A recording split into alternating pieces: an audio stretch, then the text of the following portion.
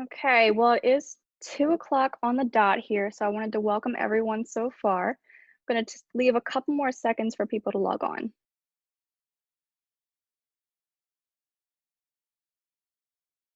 Okay, well, welcome everyone to our webinar today, Protecting and Educating Remote Workers. My name is Brittany Milnick from PAMIC. I'm the Director of Communications and Technology. Joined with me today is Stephen Shively, Paul Franchek, and Ross Alexander from MFX Services, presenting their webinar today on protecting and educating remote workers. On that note, I'm going to hand the presentation over to Paul to present our webinar. All right, thank you, Brittany. I appreciate it. And everyone, thank you for joining us today. It's a pleasure to have you here, and we really appreciate you taking the time and letting us get to meet you, even though it's virtual. We're excited to be with you. First and foremost, I wanted to send our best wishes and hope that everybody on the call today, as well as your colleagues and family and friends, are continuing to stay safe and healthy during this challenging time for all of us. It's certainly unprecedented times, but we're getting through it as best we can, and we want to wish you all the best as well. I'm going to kick off the webinar here, and first wanted to tell you a little bit about myself before I get into our company. I am based in Atlanta. Spent most of my youth in Ohio, but I understand we've got a lot of PA folks and Central Pennsylvania folks on the call. So I originally am from Central Pennsylvania. I lived in Mechanicsburg before we moved to Ohio, and then my folks and I have a brother who also lives in the Harrisburg area, moved back there, and they've been there back there now 20 years. So very familiar with the area, and that always feels like home when I'm back in Harrisburg visiting. So it's nice to be around familiar faces and hopefully voices here in a little bit. But glad to be with you today. Just a little bit more about my background. I've been in the IT industry for 20 years. And over that time have worked with a lot of clients in the insurance industry in various areas of technology, business continuity, disaster recovery, infrastructure as a service, mainframe services, because there still are a lot of those out there in certain industries, including insurance, as well as cybersecurity. So that's a little bit of my background. And I want to tell you a little bit about MFX, who we are. We are fairly new to PAMIC. We joined in 2019, but we're not new to the insurance industry. So we were founded in 2001, and originally our primary focus and the clients that we served were all in the P&C industry space. We were originally part of were the in-house IT staff for one of our parent companies, and who owned a lot of insurance companies underneath their umbrella. And we grew out of that and became our own entity in 2001 and focused on the P&C industry. So we initially started providing services such as insurance platform, BPO, claims processing, billing, application development, all around the insurance space. And then we grew as the market grew and as opportunities grew to add infrastructure services and cybersecurity to our portfolio that we were able to offer to our clients, which include cloud services, remote infrastructure management, as well as cybersecurity. We started our cybersecurity practice in 2003 and have been doing that ever since. As that industry has grown, we have grown with it and have provided a variety of services and continue to do so today and evolve as cybersecurity has evolves and changes, in addition to what we're going to talk about today, as it's continuing to do that with the growth of the remote workforce. While we do focus on all industries and provide services across healthcare, manufacturing, logistics, real estate. We have clients in multiple industries. We still have a large portion of our clients because of our experience and our background in the insurance space. So that's why we're excited to be a part of PAMIC and be able to continue, to work with you guys today, but also going forward to see where we can help and serve the members of PAMIC.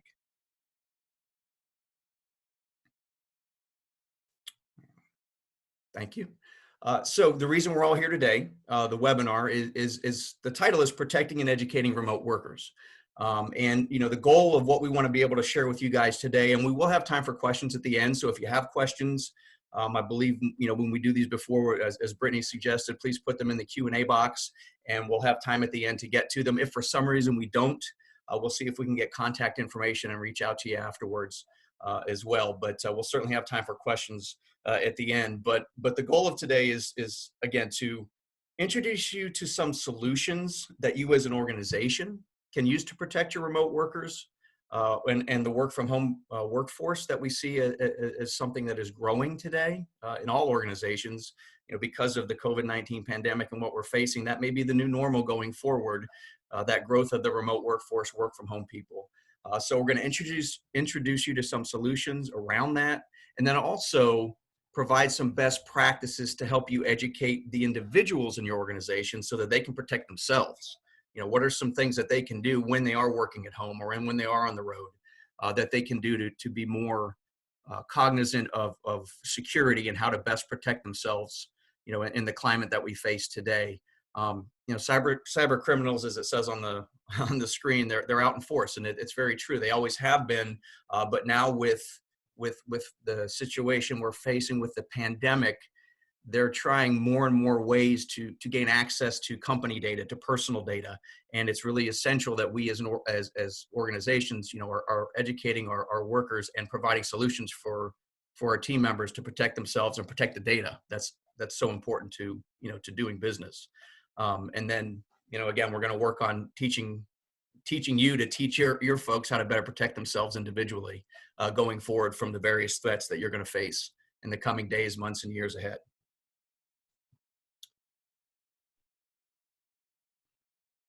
And I want to I've already introduced myself to you guys. I'm Paul Franchak there, if you're looking at the screen on the far right. And I'm the Director of Client Engagement for MFX.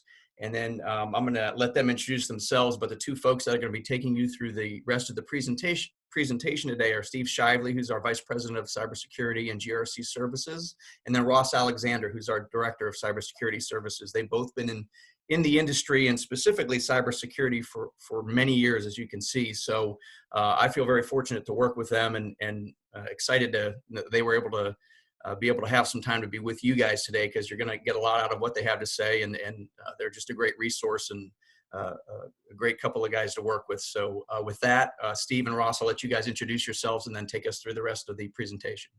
Thank you. All right. Thank you, Paul. My name is Steve Shively.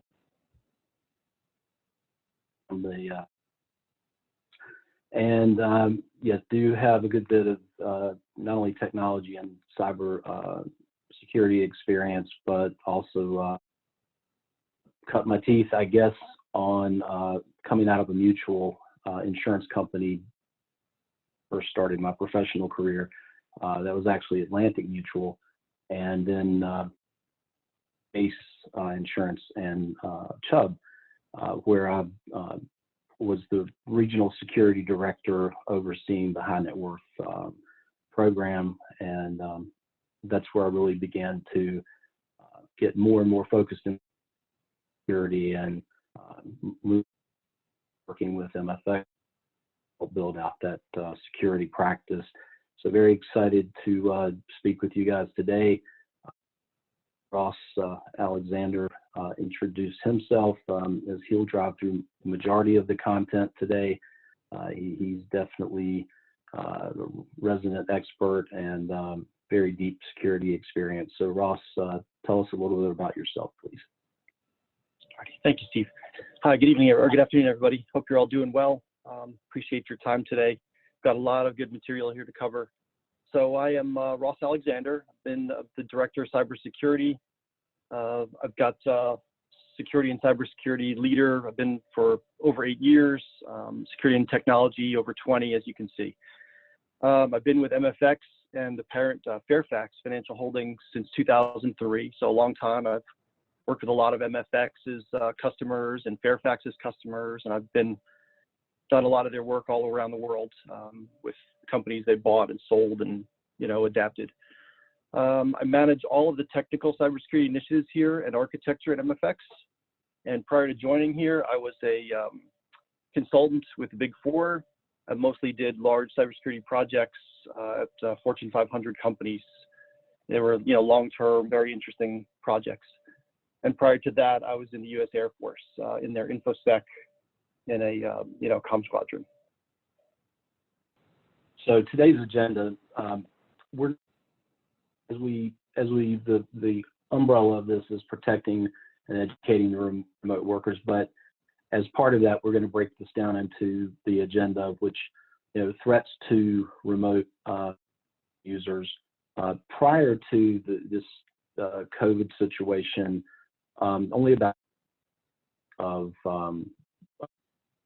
U.S. were routinely, regularly working from home, and as you can imagine, that number has just exploded with just one customer that we have, where they have 600 users. 300 were working from home occasionally, and the balance of their organization, an additional 300, so 600 users were working from home regularly. So, that's the type of explosion around the work from home, is certainly aware. So we are going to we're going to talk about the threats to the remote workers, as well as best practices for remote employee protection. And then how do you protect yourself from attacks? Phishing is one we're going to talk about specifically, and get into some of those type of attacks that you need to be aware of. And then what happens, how do you know maybe you are compromised? So signs of compromise and what to do. What actions a compromise, and then we'll talk a little bit about preparedness as part of that. Hey, Steve, this is Paul. Sorry. Hey, your mic cut out just a little bit on a couple of things that you were saying. You mentioned at the very beginning the number of people that were working from home prior to COVID-19. We didn't get that stat. What was the I'm sorry about the audio. 7%, roughly, in the United States. About 7% of workers in the United States regularly work from home. Okay, prior to COVID-19. Right. Gotcha. And then obviously, as everyone's aware, an explosion since then. Apologies, but you can see the agenda on the screen. That's what we'll walk you through without turn it over to Rob. Through the agenda. Please, if you do have questions, make sure you submit them. All right, so let's start with some threats to the remote and work from home users. Right, obviously, anybody working from home or remotely, their Wi-Fi network is the foundation. And so the first thing you're going to need is a very secure wireless network. And you don't want to allow unknown or excessive access. And I'm going to get into exactly what that means. By that, I mean you should know who and what is using your wireless, and always limit the access to people or things you don't know or trust. And I'll get into that a little further. First, you should use the latest and strongest security that your router supports. Now, most of us probably have, something that's provided by our telecom, Verizon or Comcast or something. So it's probably a late model, but you're going to want to make sure that you've got it set as high as possible, and a strong password. So WPA2 is the latest and greatest and recommended. Using AES, which is the encryption level. Anything less than that is, going to open you up to some risk. You should never use open, which is no password. You should also never use WEP, which is very old and very insecure. Also, if WPA without the 2 is an option, you should try to avoid that if possible. Some devices may not work with WPA2 if they're old, but WPA without the 2 is less secure. And these can be cracked very easily. And you don't always know who's around, who your neighbors are, what they do, and it's just a good idea to keep things as secure as possible. No wireless security is perfect, and most can be hacked in a day by a trained professional using a laptop and some free tools.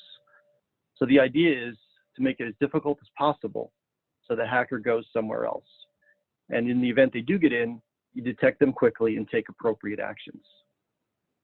The key to securing your Wi-Fi is the password.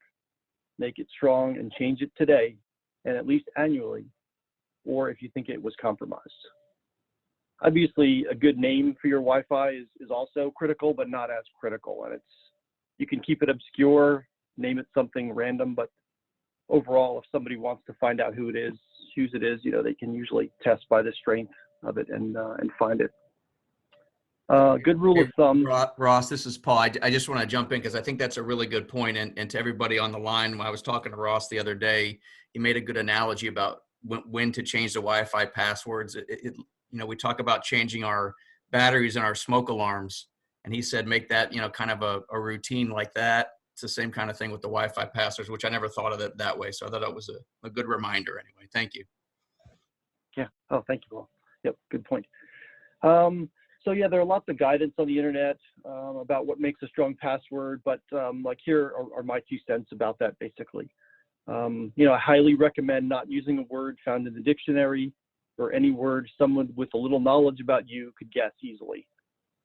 Things like a family name or pet names or places or cars, sports teams, or answers to your security questions. A lot of people, they'll use a password that's like, they're the Eagles, Philadelphia Eagles, or, they fly the flag out front, and it might be easily guessed, right? Eagles won or something.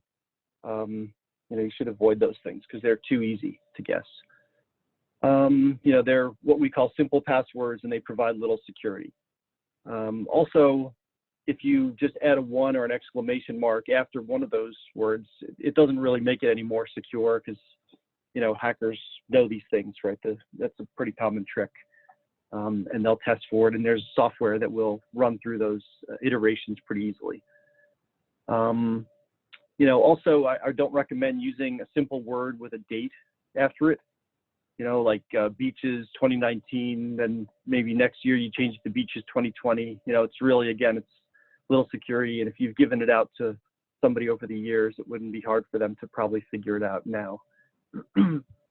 Again, the internet has lots of good suggestions about password length and complexity that I agree with. Like typically we recommend 8 to 12 characters, using a mixture of upper and lowercase letters, numbers, symbols, mix it up. The more the better. But the problem then becomes that it's hard to remember it. So we recommend a passphrase, which is basically, based on a phrase. So like an example, a very simple example would be, the old saying, 3 blind mice, see how they run, right? The old story. So that would be TBM, SHTR, right? 3 blind mice, see how they run. So you take the first letter of each of those, then you could add a pound symbol to separate the 2 sentences, and then change the S with a $sign.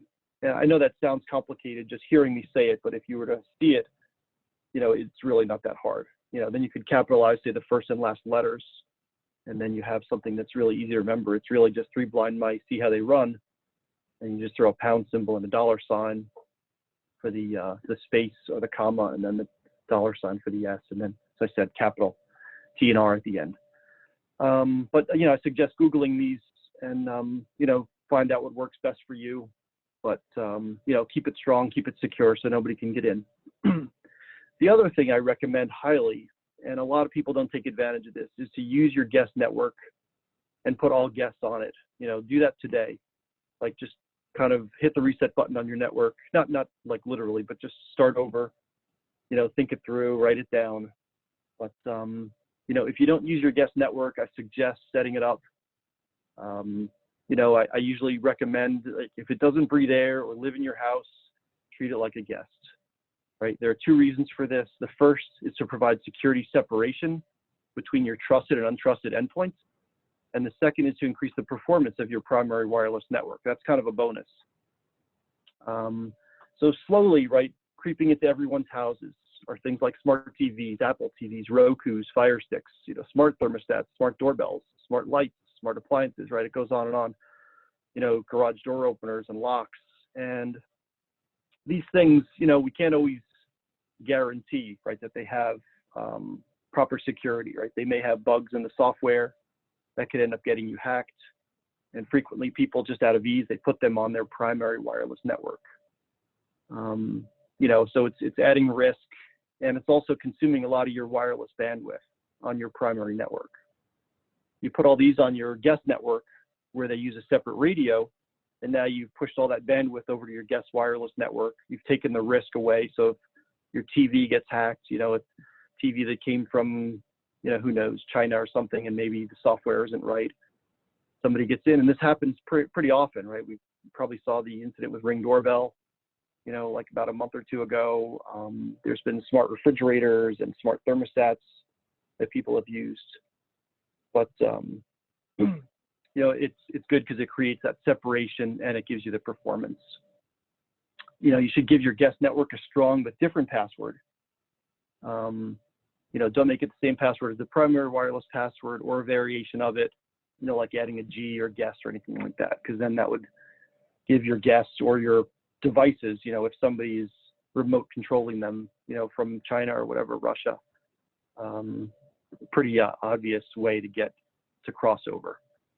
Now that you have everything set up properly, it's a good idea from time to time to see who's using your wireless. You can either log into your router and identify all these endpoints, which you can typically rename within the router, give them smart names, like, your daughter's laptop versus maybe the name of the system. So that's a good idea, but there's actually easier ways, and one of them I recommend is a simple application called Phishing. It's in the slide there, F-I-N-G. You can run it on your phone. It scans your wireless network, and it'll quickly put together a list of everything that's attached to it. And as they go on and offline, they'll go from gray to, alive or not alive, that kind of thing. So you can see what happened in the past. But you can also set them up to give you notifications and alerts, when new devices join or things, become alive, that kind of stuff. Then what you do is you join it to your guest network and do the same thing, run a scan over there as well. And, it's a useful tool. Okay.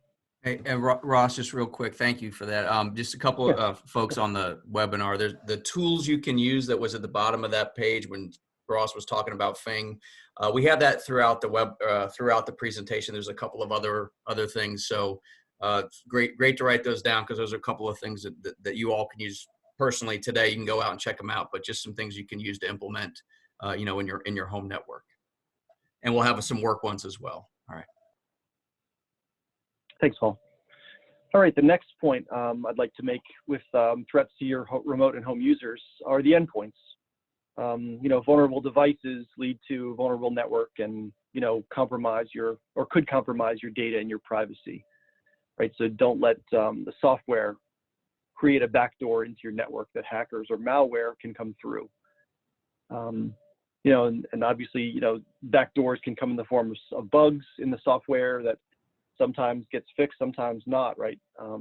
Hardware developers are usually moving on to the next TV or whatever it may be, and they don't always go back and fix a lot of stuff. So it can leave you, open. The other area would be misconfigurations in your settings, that can also allow some bad things to happen. But this one here will focus mainly on vulnerabilities. You'd never consider securing your home or your car with a broken lock, but basically that's what vulnerable software is. So, you're going to want to keep all your OS and application software up to date at all times. And most everything has a way to update the software. Sometimes it's automatic, like if you have a Ring doorbell or something, it'll probably just happen. Others, like a smart TV or something, or an Apple TV, you may have to manually go through and just ask it to do an update. And it's, when you're sitting there having your coffee, it's probably a good idea to just maybe, if you've got the TV on, just sort of click the settings and look for that functionality. And I recommend highly all of your endpoints. So laptops, mobile devices, smart devices, network devices, IoT, Internet of Things, if you have things like that, camera systems and doorbells and thermostats and all those other devices.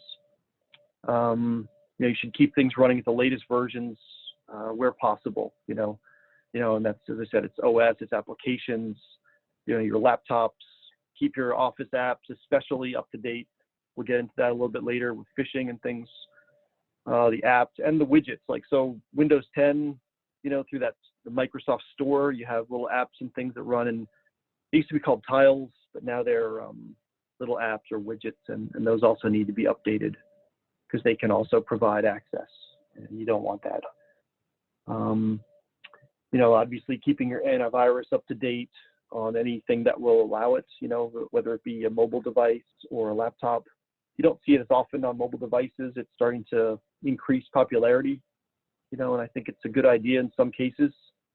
Some devices tend to be a little more vulnerable than others, especially like Android, the App Store stuff they have, some of that is a little more prone.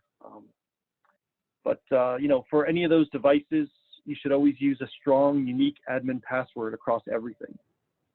So that includes, again, your routers, your systems, your software, your services, right? Your streaming services and gaming stuff. Like if your kids have Xbox accounts, if you have, Netflix and whatnot. I had an email this week that our Disney Plus, my kids somehow got it hacked, and, we got a notification that somebody in China had signed on.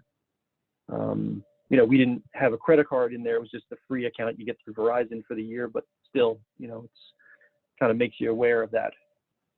The last point on this would be, if you don't use the software, remove it. Some of it is old, you haven't used it in a while, or maybe it hasn't been updated, or you don't even know what it is. If you don't know what it is, Google it and see about, removing it, right? Because it lowers your footprint, your risk footprint. Less is better, and it's one less thing you have to update, to recover some performance and hard drive space as well. So it's always a good idea to just reduce that when possible.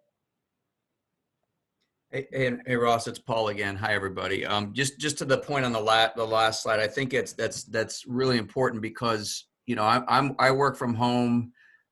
Some of us who are on the call may have already been working from home, but now we've got, in my case, my wife's working from home, and now I've got 4 kids at home, all doing schoolwork from home, and we're all using the same network. So doing the updates on your devices, changing your passwords, all that becomes that much more critical. And I think the last point on that slide too about getting rid of some old applications, because that's a great best practice for all of us to use, and something you can share with your organization. And because that's just another way, a back door, which Ross and Steve will talk about in a little bit, but that's another way for people to maybe have access to your devices and your data. So getting rid of those old applications is another good best practice. All right. Thanks, Ross. Yep. No, thank you, Paul. All right. So the last of the threats to remote work from home users that we'll go over is the threat actors.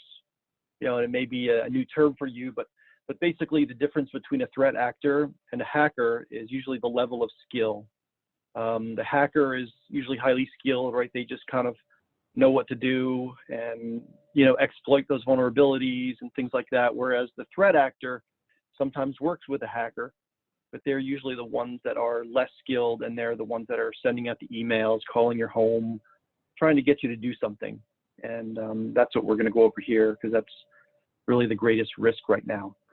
Don't fall prey to their scams. These are the most common ones that we see, and these are very much on the up right now with everybody working from home and COVID and stimulus checks and all kinds of things, unemployment and just different messages that people are kind of on high alert for. So, and we're going to get into these with some really cool examples, but, phishing, vishing, which is a term maybe some of you are not familiar with, and smishing.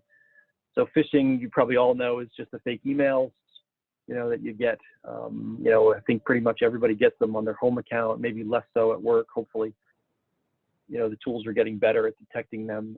Vishing are the fake phone calls that you get from people, trying to sell you warranty extensions or whatever, telling you they're the IRS or they're going to revoke your social security number, and they're great at masquerading their caller ID to make it look like it's somebody across town or even like a legitimate source. They'll say the IRS or the state of New York or something, and then smishing, of course, is SMS, right, which is text messaging, and those are a little more prevalent now, and I'll get into that on the next couple of slides. But basically with these, you never want to respond. You don't want to click anything.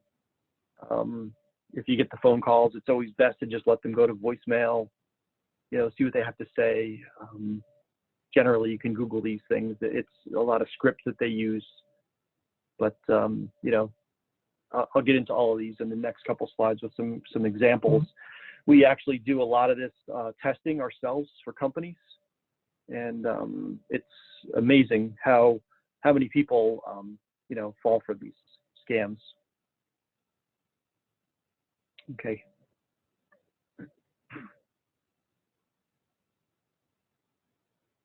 All right, this first one is an example of a phishing test, that we actually, this is one that we perform, but it's not really too different than one that you may get in your own inbox. Some of the things to look out for, so starting in the top left, the email has the red bar across the top, kind of warning that, it might be harmful, take caution kind of thing. And this is a feature that you can enable in Outlook. And I highly recommend doing that so that it does warn you when things don't quite look right as they're coming through your Outlook or your Exchange server, or Office 365. As you can also tell, it blocks some of the things like the images from loading.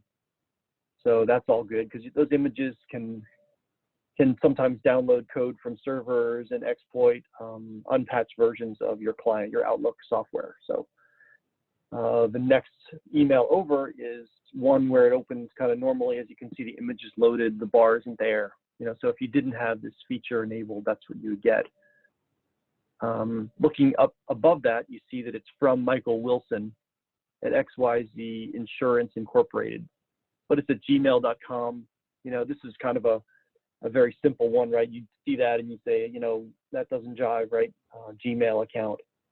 But sometimes, they're not, right? So a lot of the time we'll actually register a domain that's very close to what your organization is, something where at a glance you don't notice it, it's an extra I or the letters or a couple letters were inverted, and we'll set up email on those and test that way. But the next box down, as you can see, there's a link in there, right? So phishing emails always want you to respond. They want you to act quickly on something.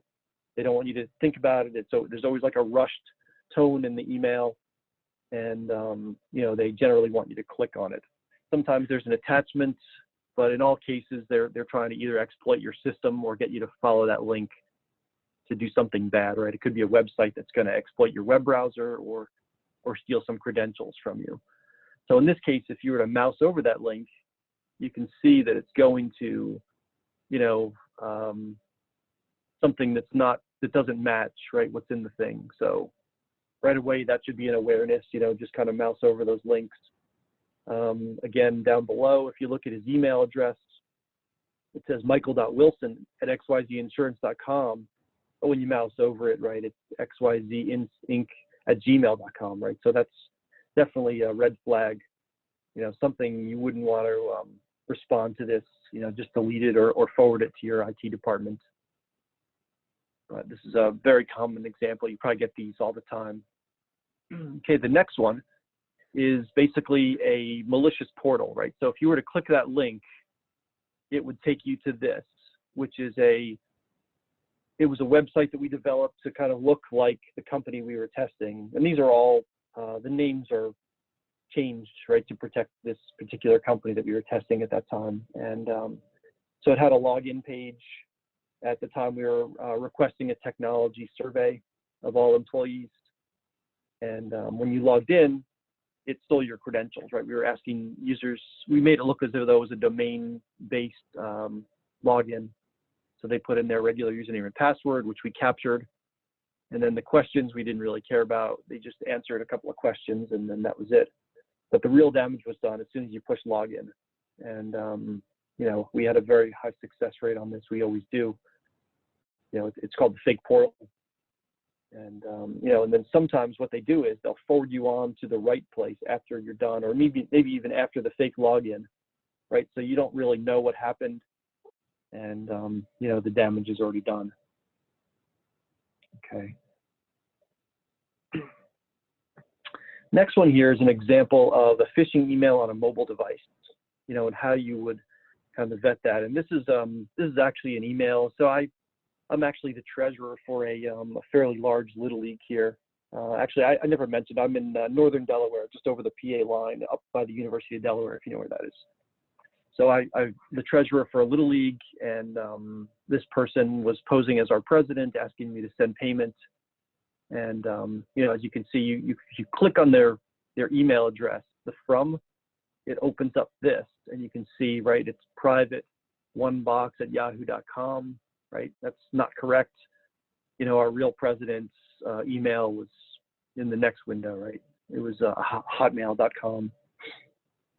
So a little more challenging, but they definitely take advantage of people on mobile devices because it's generally easier to get by, you know, to pass things off as legitimate, right? It's not as easy to vet them on a mobile device, you know, or maybe you're kind of rushing through an airport or whatever, and you'll just sort of respond or react to it quickly without thinking.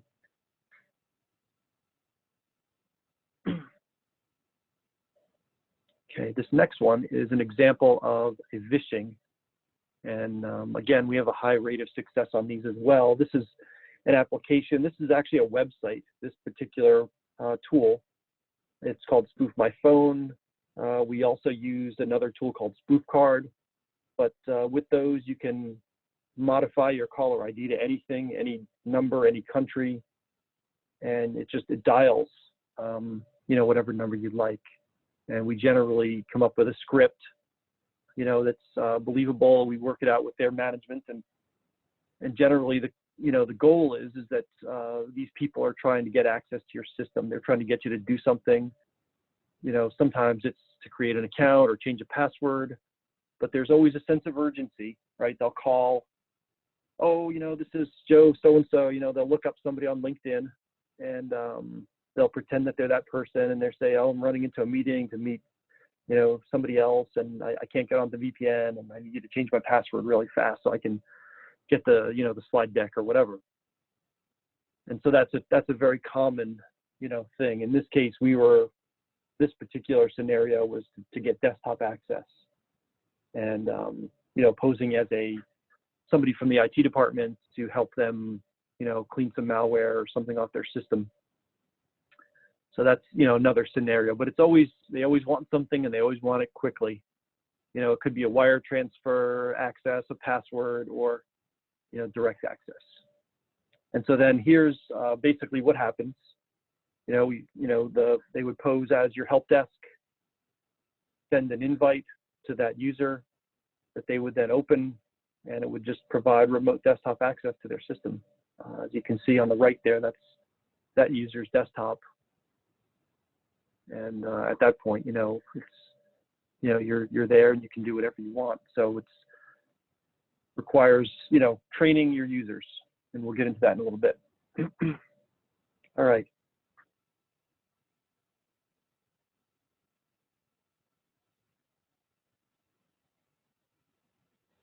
Okay. The next hey, this is Steve. Hey, Ross. I just wanted to, before you got here to this slide, when Ross has been talking about this, you know, we have organizations that will ask us to come in and do this as a white hat exercise, you know, meaning do no harm, but test their employees and see if their employees will fall victim to these various ploys. And just think about, I guess, from going back to the remote workforce, the work from home, now there are more bad actors out there, and they're seizing the opportunity, whether it's your stimulus check that everybody's paying attention to, or just people who are not as accustomed to working remote. So there's plenty of opportunity there now. And the tests and exercises that we've done that Ross was kind of walking you through, we have a tremendous success rate there. And that's within inside the four walls generally of a company.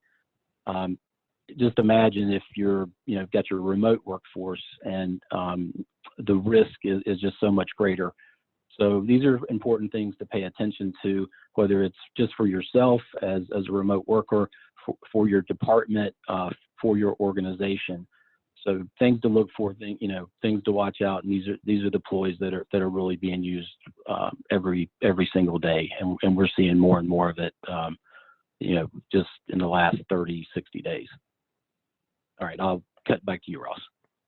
Yeah, no, great points. Thank you, Steve. All right.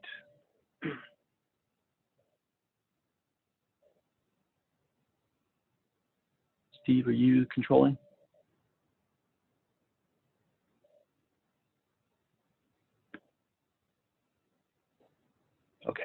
All right, so this is an example of smishing, which is, it's been around a long time. It's actually getting more and more popular.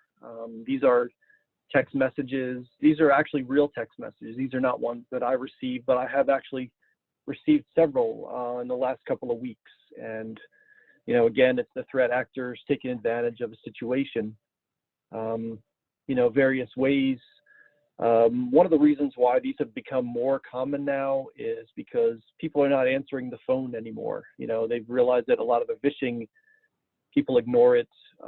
You know, there's tools in place. If you use Verizon Cellular, you know, you have that spam, not spam, the, basically it's that voice, the call blocker, I couldn't think of the word, but it'll block calls, you know, from like known malicious phone numbers. You know, it'll kind of block them and you'll get a little notification.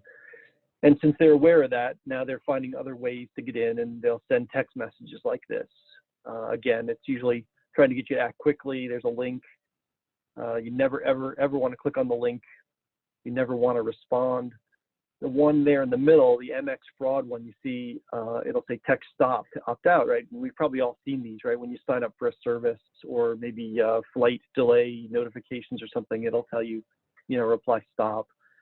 And so people will look at these, you know, it looks legitimate.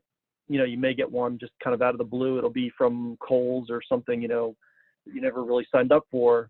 And so you'll maybe just reply stop, but they're using that to detect which are the, you know, the numbers are, you know, that are actually used and monitored. So anyway, these are good examples. As you can see, there's some COVID stuff in there.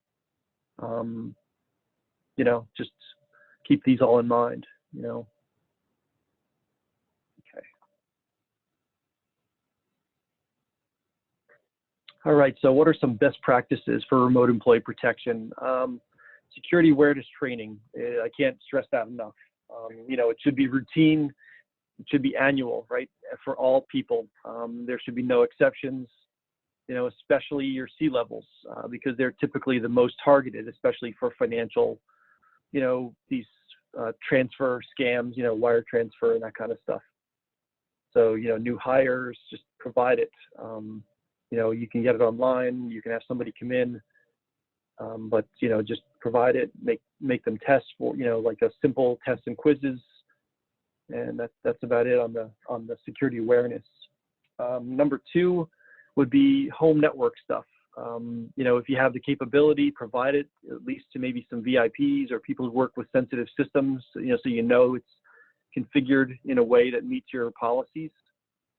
Or at a minimum, if you have, you know, you could send out some guidance or some, you know, checklists kind of thing for common devices, you know, like Verizon, Comcast, other, you know, home routers. Say these are what we recommend, you know, WPA2 and, you know, some of these other settings.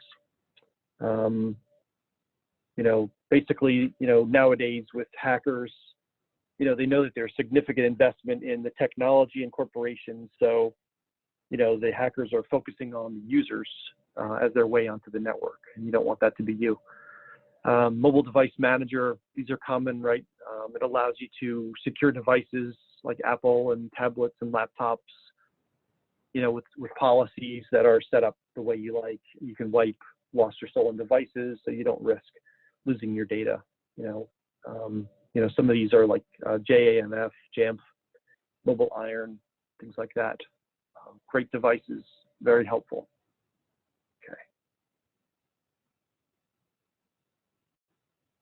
VPN access, right? I think pretty much most people have this now, you know, for their corporations. You know, I can't stress it enough, like use it for everything.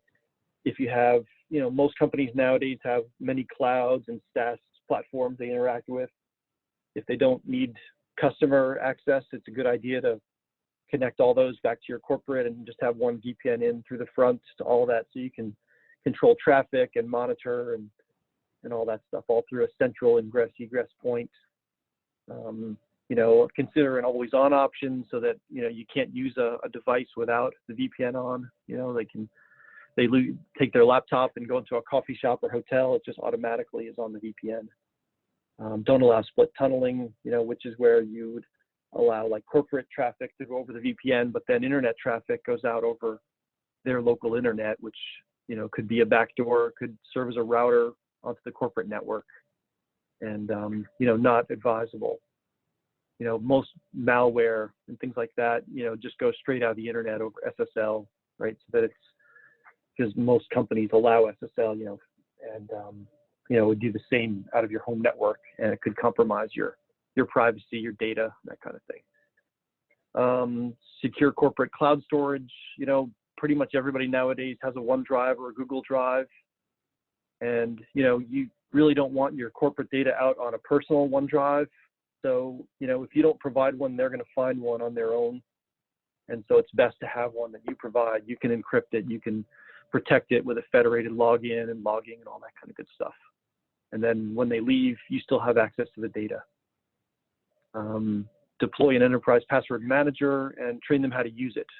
This goes back to, like, you know, using unique passwords on everything, you know, and complex passwords, right? So now you've created a scenario where it's difficult to remember all these. So a tool like LastPass, you know, it's a simple tool. It installs as a browser plugin or on your phone, your tablets. It synchronizes across those devices. It has secure storage and access, and it'll recommend a strong password, and it's just easy. You never really have to remember them, and you know, all your passwords are unique. So if you are compromised, which will happen, everybody does, you know, your stuff, it gets out there, and then when it's sold on the dark web, people will try those usernames and passwords, you know, on all your sites, and you know, you don't want that to happen to you. So let's see, okay. All right, and then two-factor authentication. Hey, Steve, Oh, this is Paul. I'm sorry. Can you go back real quick? Because we did have a question. I know we were going to hold them till the end, but since we were just talking about it, go back to that last slide. So, and Ross, maybe you or Steve, you could talk on this, the tools you can use, the LastPass, because somebody did ask a question to us and said, the question was, do you recommend that people and businesses use password protection services like LastPass or similar? So we put LastPass up as an option. Are there some other ones out there, or just a little bit more you could share on that? Yeah, no, they're definitely, I do recommend them. I highly recommend them. LastPass is simple and not too expensive. They do have an enterprise feature that you can license. You know, most people may be familiar with the personal home edition that's free, you know, and I recommend those too for your home, your kids, all that stuff. But there are, you know, of course, better tools, enterprise level, you know, like CyberArk and some of those others that have been around a while that have more functionality for like privileged access management, things like that, you know, one-time passwords for, you know, like fire IDs and things like that. So, yeah, definitely good to use. Thanks, Ross. So we said LastPass, and you said CyberArk was another one, and that's another one to look at for more enterprise type level solution. Yeah. Okay. All right. Great. All right. Thank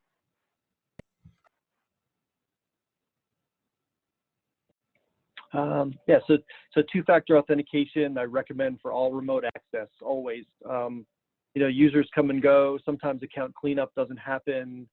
If you have some weak passwords or things, you know, it's just always better to have two-factor authentication, which if you're not familiar with that, it's basically providing two forms of basically two passwords, if you will, for every time you access, right? So your username, and then it would be something you have usually, which would be a token that's produced on your phone, or it could be a text message, right? We've all gotten these. If you log into like State Farm or your bank, it'll send a message, you know, a PIN number to your phone.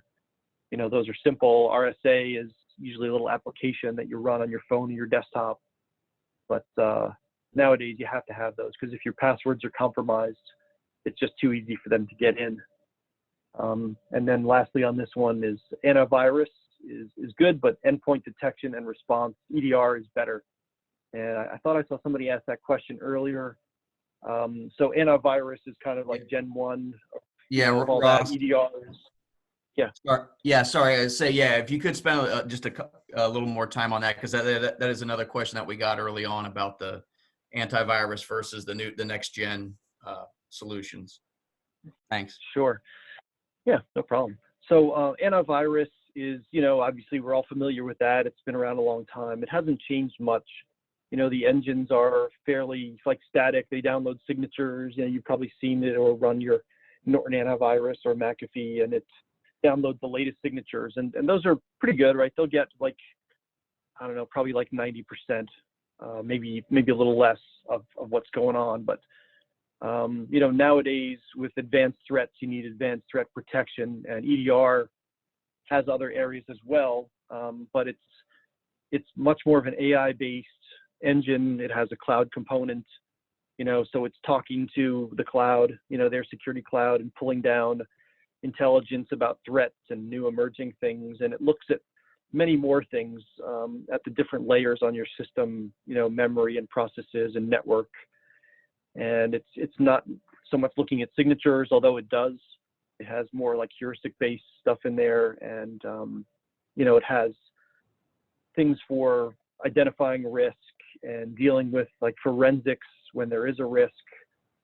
So for the organization, the corporation, it's just, I can't even tell you put a price on what we've seen with it. And we use Cylance, and it's an incredible product. But Yeah, you have an on-premise and a cloud version. Oh, sorry, go ahead, Steve. Yeah, just the one thing I was going to say is ransomware we haven't mentioned that today, but very specific to what we're talking about with credentials that are not strong, so weak passwords and so forth, not having up-to-date patches.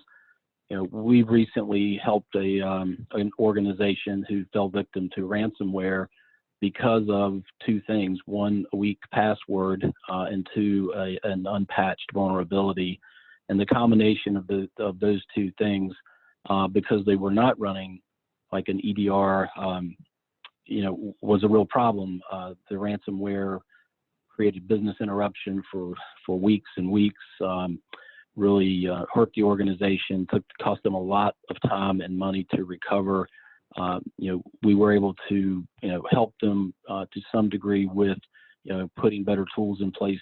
We actually did use Cylance in this case, and, had that been there for them initially, they would have never encountered the ransomware. But even the fundamentals of just having strong, complex passwords and keeping their systems patched would have prevented most of this. And then with a tool like a Cylance, and there are other tools such as Carbon Black and CrowdStrike that do similar things, but could have saved them untold amounts of money and business interruption.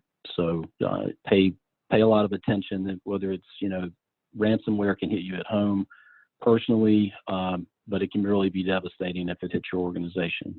So it's very important to take note. All right, Ross, back to you. Yeah, great. Thank you, Steve. Good points. Another I'd like to make about this on point number 3 there, zero-day threats, right? So things that are unknown or unpatched, there's nothing available, you're kind of left out in the open there with risk.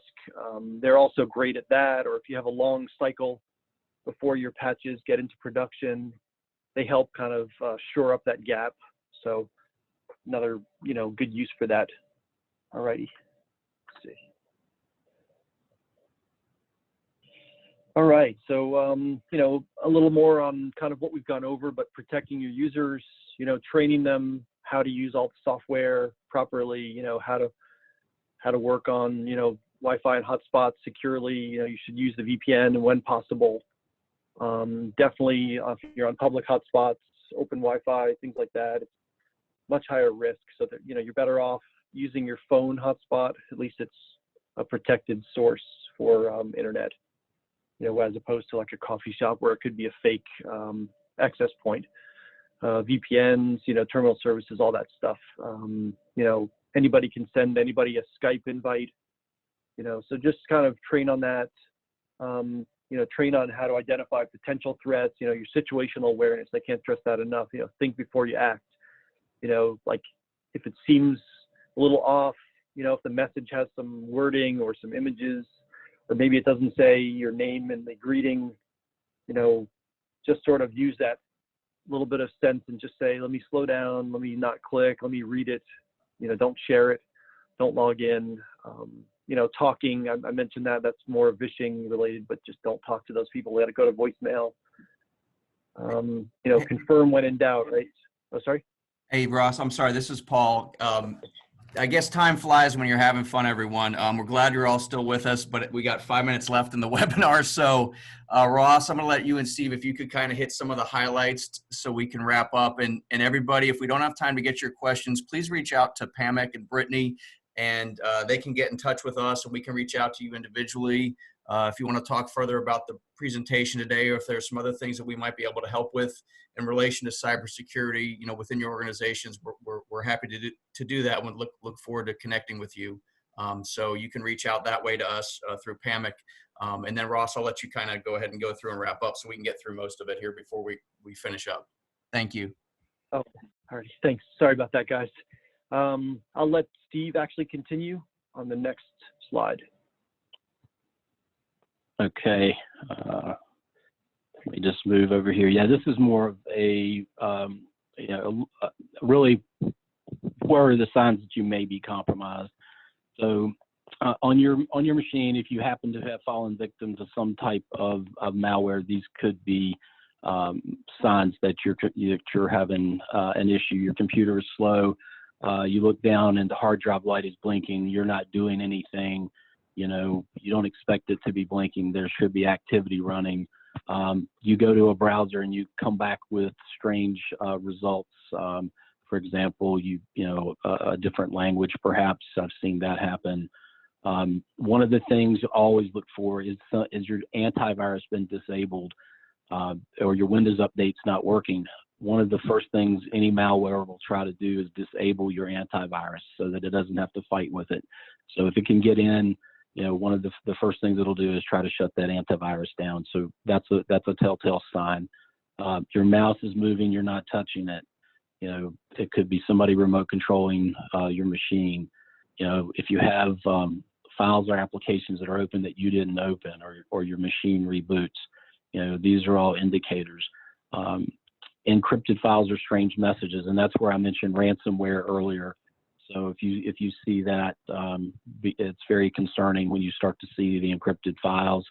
And then a webcam light, it can come on or it may not. They can be controlled without that. So, there are ways to a piece of black tape or a slider that you can buy to put over that. But if you happen to see the light that comes on and you weren't doing a video conference, then that would be an indicator. Now, it doesn't necessarily mean that you're compromised, but those are signs that you should consider red flags. Now, if you have been, what do? Well, save your work where you are. Disconnect your system from the network. Unplug the cable if it's cabled in direct. Disconnect from the Wi-Fi. And then to verify that, just make sure you can't get to a website, because if you unplug the cable, it may automatically go to Wi-Fi. Then you're still connected. So just make sure your Wi-Fi is off. You can't get to a website. Call your IT support, your help desk, your security manager, whatever your company protocol is. But do not turn off your power or reboot until after talking with that support staff, because in that process, you may actually activate the malware. You may actually take a step that could remove logs that may be important for forensic analysis. So just make sure you get off the network, you get to your support people, get their direction before any power off or reboot. And then number 5 is hugely important, and it helps so much in our investigations. Write down everything you can remember. You see dates, times, behaviors, because then if we can go back and do research, we can look at those timestamps and try to correlate activities from a forensic point of view, and it helps us figure out what was going on, how to solve the problem, and what we're dealing with. So that is it. And I know we are probably right at time, so Hey, I will just jump to. Thank you, Steve, and thank you, Ross. Hey, everyone, while I still got folks who are left, we got one more question I'm going to have Ross answer real quick, or Steve. But just to let you know, the slide deck will be available in the on-demand features with this webinar. So this is going to be up on the PAMIC website for you guys to watch again. And as I said, please reach out to PAMIC, and they can get us in touch with you if you guys have any further questions or want to talk in more detail about some of the things we covered today. thank you for staying with us. Ross, if I could ask you real quick, or Steve, the one quick question we had was in relation to text message spamming, is there a way to safely defer those messages without responding?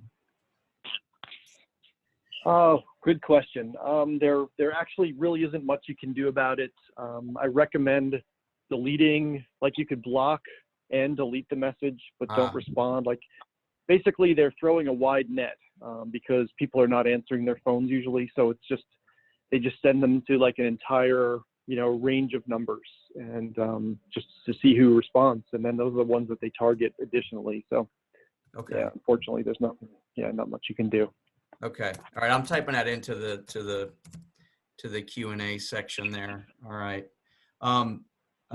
Everyone, again, thanks for staying with us. It was a pleasure to meet you. We look forward to, to working with you and talking to you in the future. Everybody stay safe, and we'll talk to you again soon. Thanks, everyone. Thank you.